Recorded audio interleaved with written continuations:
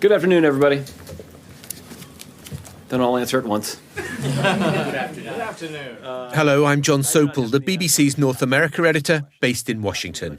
I guess the three buildings I know best in the city are my home, our office, and the White House briefing room. You don't have to get all exercise about this, but what you can do... He asked you a question, you should answer the question. I did. This is the way the White House communicates with the world on a daily basis.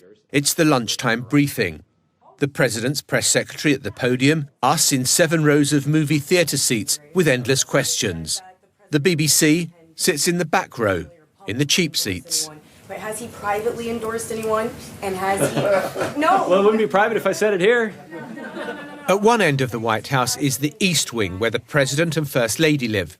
At the other end, the West Wing, which houses the Oval Office, the Situation Room, and where the Cabinet meets. But in the middle is our area, complete with a messy kitchen, workspaces, and the briefing room. The President obviously thinks very highly of a number of the people that have... In the White House press briefing room, from the ABC News seat, I could stand up and take 27 paces through a lower press office door, up a short hallway, and stand at the door to the Oval Office suite. 27 paces. Glamorous? Not always. We have these luxurious desks in the basement of the White House, which have mice and flood when it's heavy rain. There's no windows. And the job itself? It's basically very simple. It's follow the president and explain what it is he's doing and why he's doing it. And just occasionally, it's the president himself giving the news conference. Then the room is heaving. All the networks are going live with their correspondents, speaking directly to camera until the moment the president walks in. Good afternoon. Always a sense of edge and anticipation. Let me first make a couple of quick points, and then I'll take your questions. I've seen him prickly. Margaret Talev is the White House correspondent for Bloomberg. Her first presidential news conference was memorable, and for all the wrong reasons. I think I was questioned like number 7 or number 8. All the obvious questions were gone, and I asked this infamous question about whether he still smoked, whether his kids knew about it, and whether he thought that a tobacco control bill that he just signed into law the day before would help him to quit. I'd like to ask you a few questions. How many cigarettes a day? A few questions? Well, one question. How many cigarettes a day do you now smoke? Do you smoke alone or in the presence of other people? And do you believe the new law would help you to quit? If so, why? Oh, man, the flash in his eyes. You are in the doghouse right now, girlfriend. First of all, the new law that was put in place is not about me. It's about the next generation of kids coming up.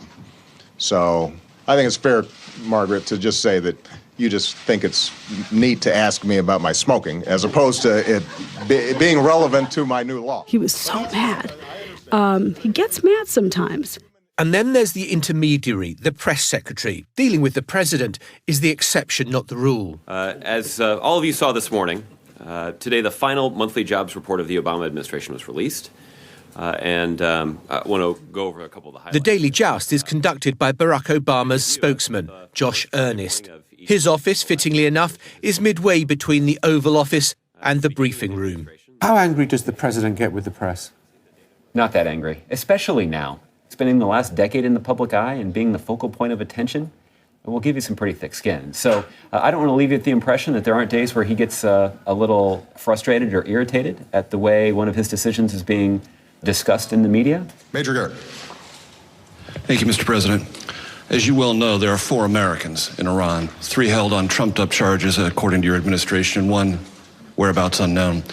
Can you tell the country, sir, why you are content with all the fanfare around this deal to leave the conscience of this nation and the strength of this nation unaccounted for in relation to these 4 Americans? I got to give you credit, Major, for how you craft those questions. For the notion that I'm content as I celebrate with American citizens languishing in Iranian jails, Major, that's nonsense. And you should know better. He doesn't love the gamesmanship of the press, but he also understands the necessity of the relationship. He doesn't have a lot of patience for people who are sloppy or simplistic or looking for a headline. And certainly, I mean, you're not going to trust journalists to be your friends. We're not their friends, and they're not our friends. And no one disagrees with that. As H.L. Mencken famously once put it, the relationship between the press and politicians should be the same as that between a dog and a lamppost. The relationship between the presidency and the press has always been uneasy. Politicians always want to use the news media for their own purposes. The news media has a different agenda. There's a difference in what a president thinks is important and what a reporter thinks is important. And that difference is often what makes a president angry. Well, it's adversarial. It always is. Reporters never want to be told how to write a story, and White Houses always want to tell you. It's just a fact of life. And that's been true of all 44 presidents who've occupied the White House, from George Washington onwards. There were stories that Thomas Jefferson hated the press. When John Quincy Adams went swimming in the nude in the Potomac River, it's reported that Washington's first woman reporter would steal his clothes and not give them back until the president answered her questions.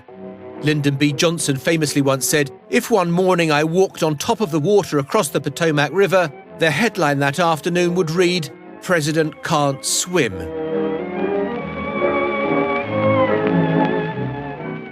The story that you hear a lot is that in 1902, Teddy Roosevelt on a cold, rainy day looked down and saw the huddled mass of reporters soaking and shivering and just waiting.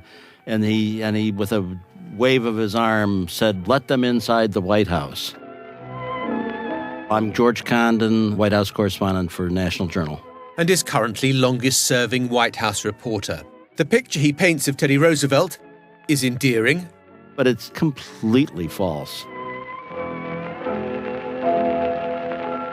For more than a century, there was no White House beat.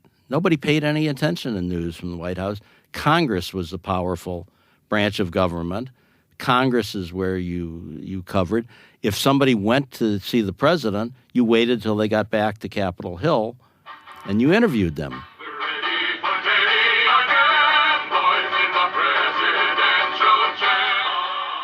Other presidents had had a haphazard relationship with the press, but it really started to formalize under Teddy Roosevelt. And Roosevelt, who had a natural theatrical gift, had a talent for getting the news out there, getting it covered the way he wanted. He cultivated reporters. Theodore Roosevelt loved to take trips across the nation to talk about railroad regulation and would take reporters with him. And with the growth of the newspaper industry and increase in literacy, Roosevelt saw a new way to get his message across with intimate, off-the-record briefings. David Greenberg is author of Republic of Spin. He would gather in his office in the afternoon a handful of his favorites. They were sometimes derisively called the fair-haired. The great fundamental issue now before our people. He might be getting his shave. A barber would come over and lather him up, and he would be holding forth from the barber's chair, lecturing the newsmen about politics and policy and gossip as they struggled even to get a question in. I believe that the majority of the plain people of the United States will, day in and day out, make fewer mistakes in governing themselves. Lincoln Steffens, who was one of the great muckrakers of the day and used to go to these sessions, figured out a strategy whereby he'd wait till the straight-edge razor skimmed President Roosevelt's lower lip and then tried to fire off his questions. And if Roosevelt dared to respond, the barber would still him and say, "Steady, Mr. President." So there was a lot of interaction with reporters that he brought on that became part of the job that just simply hadn't been the way most of his predecessors in the White House had ever done it. From the NBC newsroom in New York, President Roosevelt said in a statement today that the Japanese have attacked Pearl Harbor, Hawaii, from the air. The president who really saw the potential of mass communication as Americans were going out and buying radio sets in the millions was Franklin Delano Roosevelt. The entire regular personnel of the sheriff and police office has been placed on a 2-platoon basis with 12-hour shift. The regular county defense program is functioning in an orderly manner, and citizens are urged to remain calm and avoid all unnecessary confusion because of hysteria. It was also a period of dramatic upheaval in the United States: the Great Depression, the New Deal, Pearl Harbor, and America's entry into the Second World War. And forget the news conference. FDR wanted to talk to the people directly. Ladies and gentlemen, the President of the United States. What became known as the Fireside Chat was born. My friends, I want to talk for a few minutes with the people of the United States about banking. During the Great Depression, he realizes that there is a way to exploit radio in particular that helps him get his message out more directly. What Franklin Roosevelt did was to draft the speech expressly for the purpose of delivering it to a large audience, but in an intimate space. I recognize that the many proclamations from state capitals... He held it in a room in the White House where he would set himself up just so. He'd have a glass of water. He would even have his nostrils swabbed for tonal clarity so he could deliver it just right. And the speeches were written in a colloquial vein. He used you and I in ways that were not common for the more bombastic auditorium-style political oratory of the past. And this created a bond between him and these millions of listeners, many of whom would put Roosevelt's picture on their radios, some of them imagined that he lived inside that radio. And there was a connection and a bond that was forged that was really quite different from what had come before. After the war, the beat of being a White House correspondent expanded, with a greater range of mediums to report news. A new piece of technology was on the block: television. Ike for president, Ike for president, Ike for president, Ike for president. You like Ike, I like Ike, everybody likes Ike for president. Hang out the banner, beat the drum, we'll take Ike to Washington. Presidents suddenly had to worry about not just how they sounded, but how they looked. The cosy informality of FDR chatting to reporters off the record was replaced by President Eisenhower and the stiffness of on-the-record news conferences, where every word had to be uttered with enormous care. Good evening, my fellow Americans. First, I should like to express my gratitude to the radio and television networks for the opportunities they have given me over the years to bring reports and messages to our nation. Television turned presidents into personalities, like JFK, who was known for loving the camera, and the feeling was mutual. I wonder if you could tell us whether, if you had it to do over again, you would work for the presidency, and whether you can recommend the job to others. Well, the answer is, the first is yes, and the second is no. I don't recommend it to others. And TV helped turn news conferences into gatherings where there would be 200 or 300 reporters present. Today, there are still that many reporters who cover the White House, but when the president travels, you can't have that many journalists sitting on the plane with the president. A pool was established to share their material with other news outlets. The newspaper reporter is writing for every newspaper around the world, likewise for radio, likewise for television, likewise for still photographers. It was a system, frankly, for the convenience of the White House to have a small group to handle who could report to the rest of the press rather than accommodating 10, 20, 30, 40, 50 of us. Ann Compton was White House correspondent for ABC News during 7 presidencies. The pool system is a convenience to the White House and to the press corps because it allows a small, elite, experienced group to report back to the rest of the press when something happens. And the pool simply going in the motorcade with the president and hanging out in the press vans, I mean, this is not a glamorous assignment. We don't do it for the fun or the glamour of it, is a way for a transparent American democracy to make sure that the American people know what the President of the United States is doing. When Bill Clinton sat on Air Force One for an extra 20, 30, 40 minutes before taking off from Los Angeles, the press was standing on the tarmac wondering what's going on. Could it be a crisis? Turns out he was getting a haircut from a fancy Hollywood hairstylist. But a pool is there to make sure that things are all right. I've been in a motorcade with President Gerald Ford. Last event of the day, Hartford, Connecticut, late at night. We're zipping through the streets of a gritty industrial city. And can you believe it, out of nowhere, a kid in an old souped-up car rushes through a blind intersection and T-bones the president's limousine. The president was okay. The limousine driver was freaked out. The president was rushed to the plane and took off. He was fine. But the press was there to see that. And I've been with George Herbert Walker Bush in a park in Panama, a friendly crowd surging forward. And when tear gas fired by police blocks away drifts across the crowd and the friendly Panamanians are panicking and they're pushing up toward the president, he had to be evacuated with a protective raincoat around him. Mrs. Bush, with the tears streaming down her eyes because of the tear gas, the pool was there to be able to report that the president's okay. There's Mrs. Kennedy, and the crowd yells, "And the President of the United States."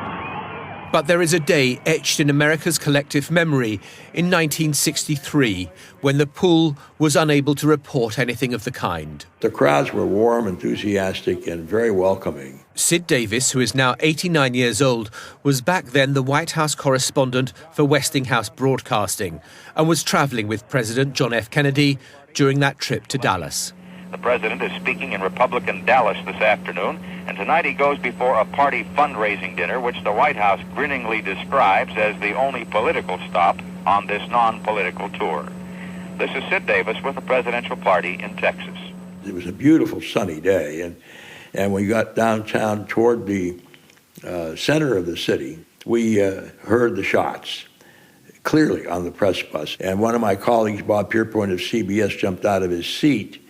And he said, "That's gunfire." We weren't sure. We thought the motorcycles were making noise as they followed along beside the bus.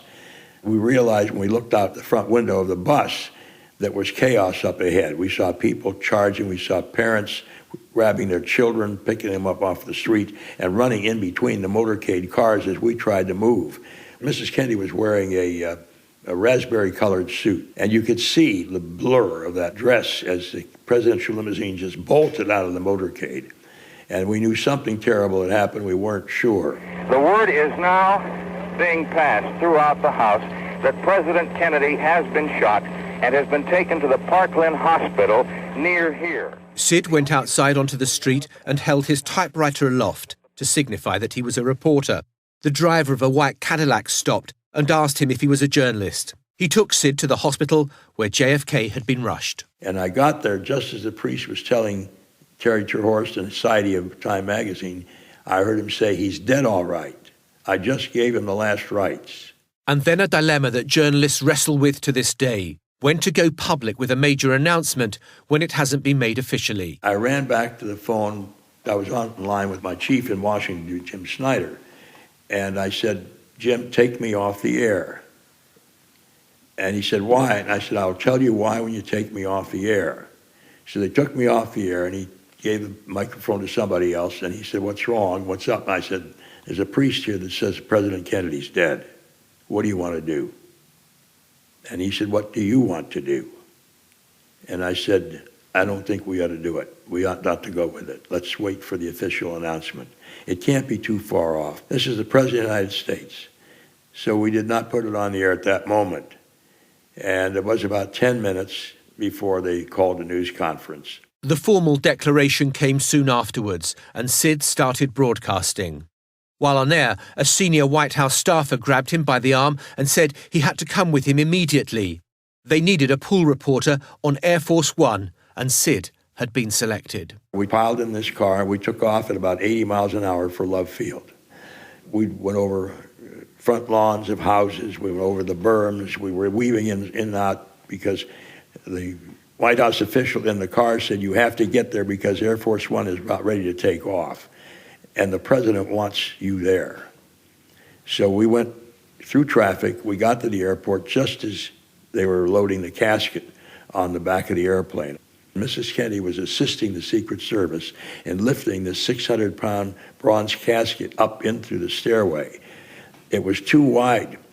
There were handles on it that wouldn't let it through.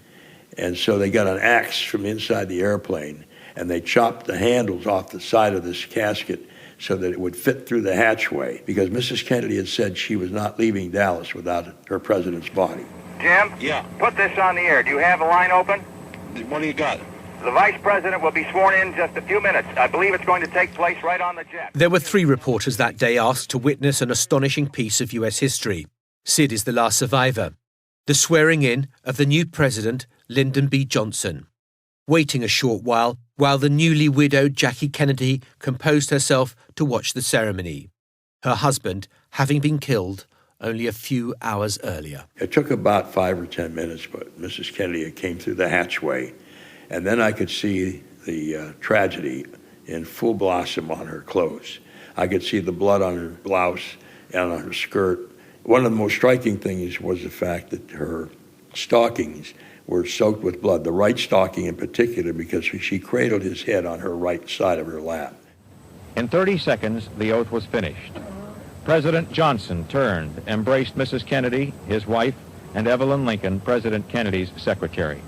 Softly but sternly, out of concern for Mrs. Kennedy and the Kennedy family, he said, "Let's get this plane back to Washington." I got back to Washington about midnight. The body was still at Bethesda Naval Hospital undergoing the post-mortem. The Secret Service was then making arrangements to bring the body back to the White House. The body did not return to the White House until 4 a.m.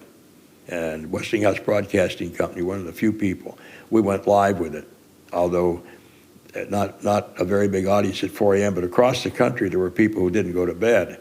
Outside the White House, it was a typical Washington November night.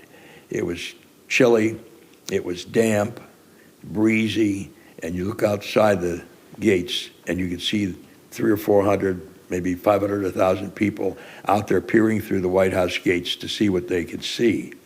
And the military district of Washington placed black crepe over the north portico and gave it that eerie, funereal look. And they also placed little lanterns along the oval driveway, and the lights were flickering in the morning chill as the ambulance came up the driveway. And I was taken by all of that, and I recalled a lot about Kennedy at this point, watching his body come back to the White House, and I could look at the portico and I could see the flickering of the flames on these little lanterns and the ambulance approaching. There's very little more we can say. In a manner of speaking, perhaps John F. Kennedy has come home. And I was closing the broadcast, and I remembered Kennedy's words on most of his campaign tours. He used to close his speech by saying, "The woods are lovely, dark and deep, but I have promises to keep. And many miles to go before I sleep." He had quoted Robert Frost every single night on the campaign, and those words came out to me. And I unwisely decided to say them. And I broke up. And with that, this is Sid Davis reporting from the White House. You're listening to The President and the Press here on the BBC World Service. We'll be back after the news summary. All right, I'll start again. Hello, I'm John Sopel, the BBC's North America editor based in Washington, and this is The President and the Press. This resource can be a source. We don't want to say this resource can be a source. The sound okay? Volume right? All that? Have you got an extra camera in case the lights go out? Whether you're Nixon or Clinton, getting it right for television became all important.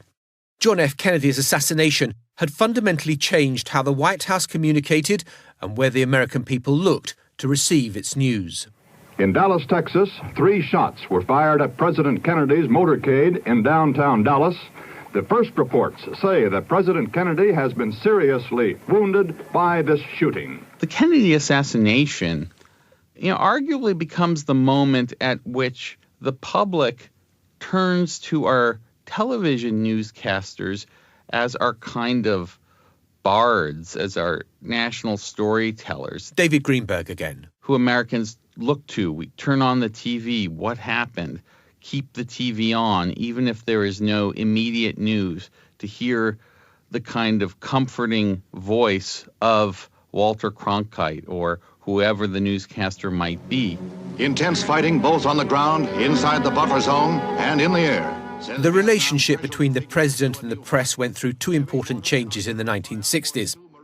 First, there was seduction in the Kennedy era. The press was love-bombed but got no information, particularly through the Cuban Missile Crisis. But then, under Lyndon B. Johnson, forget the love-bombing, it was all-out attack.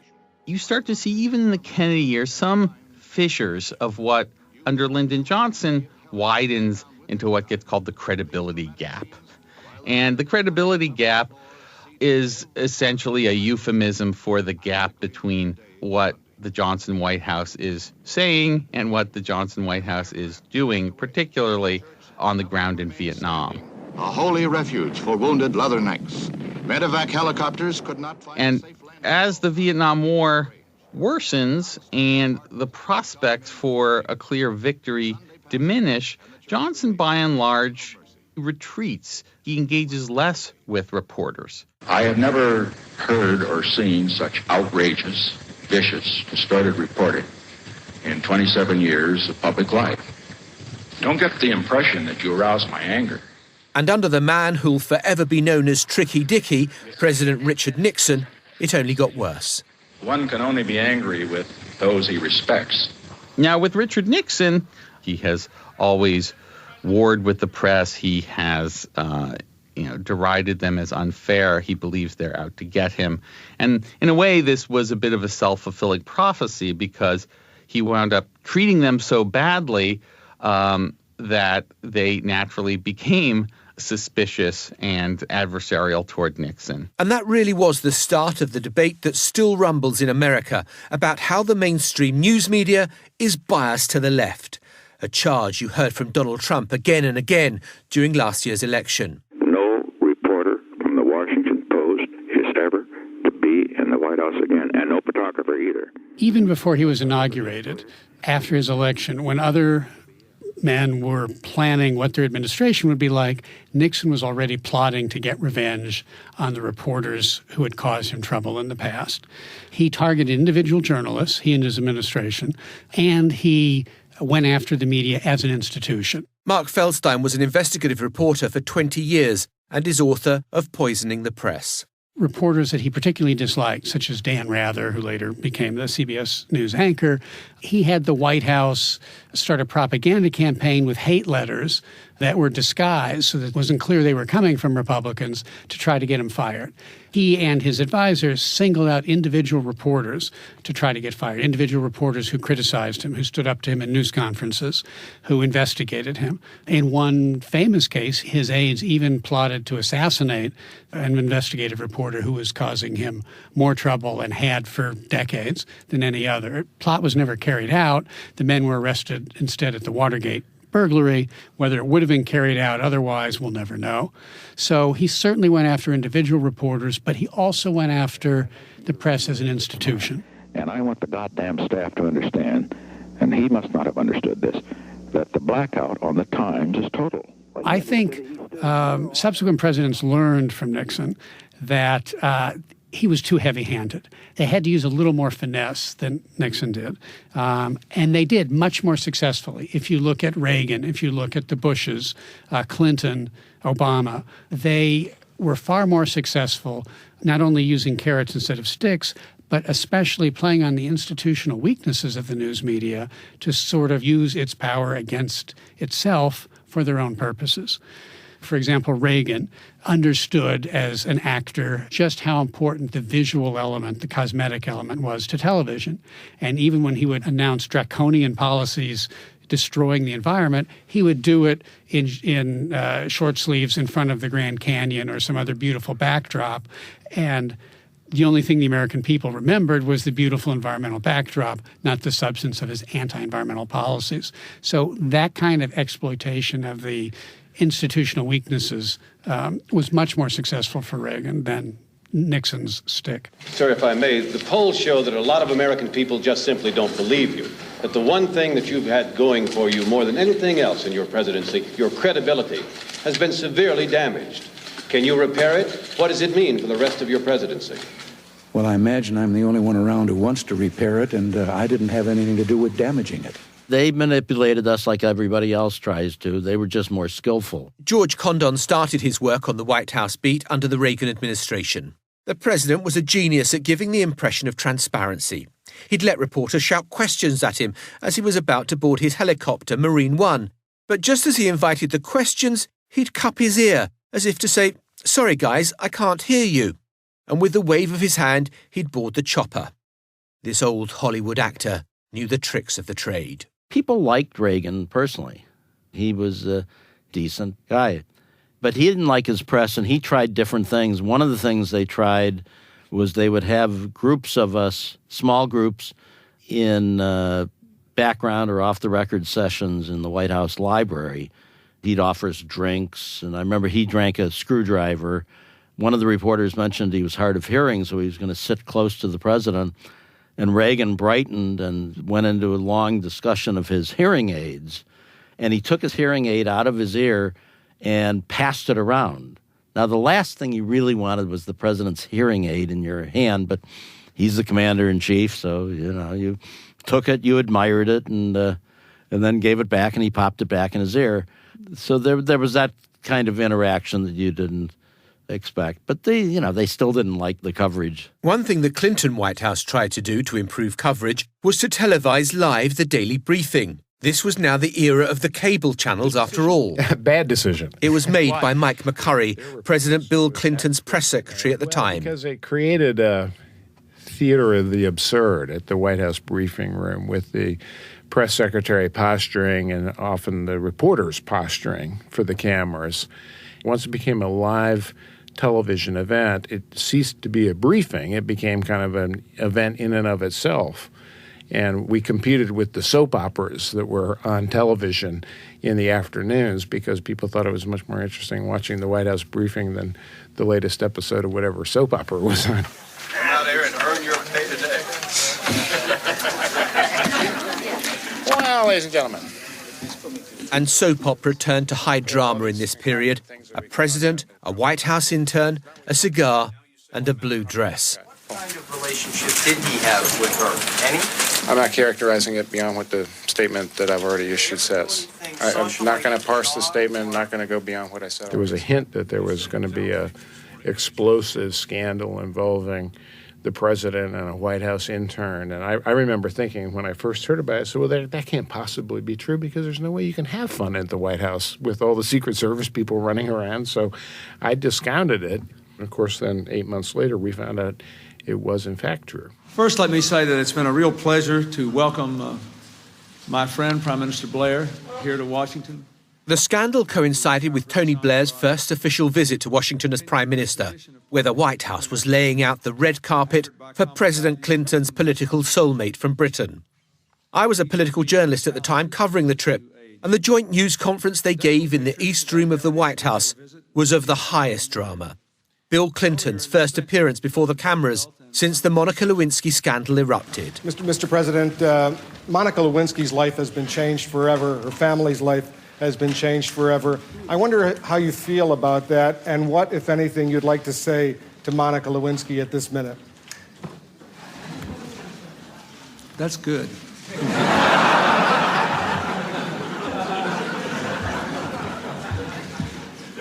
That's good, but at this minute, I'm going to stick with my position. I'm not commenting. History should record that my question at that news conference was rather more dull. I think I asked about cruise missile strikes against Iraq. He faced a barrage of questions and not clear that we were going to be able to survive this moment. And I'll tell you an interesting thing. We referenced my friend Alistair Campbell, who was the spokesman for the Prime Minister at that point. And he came into my office, and he and I were comfortable enough with each other that I said, I believe that the Prime Minister's Chief of Staff, Jonathan Powell, was there too. And I said, guys, you should really probably spend some time with Al Gore, because there's a good possibility you might be dealing with him very soon as President of the United States if we don't withstand this crisis. And I remember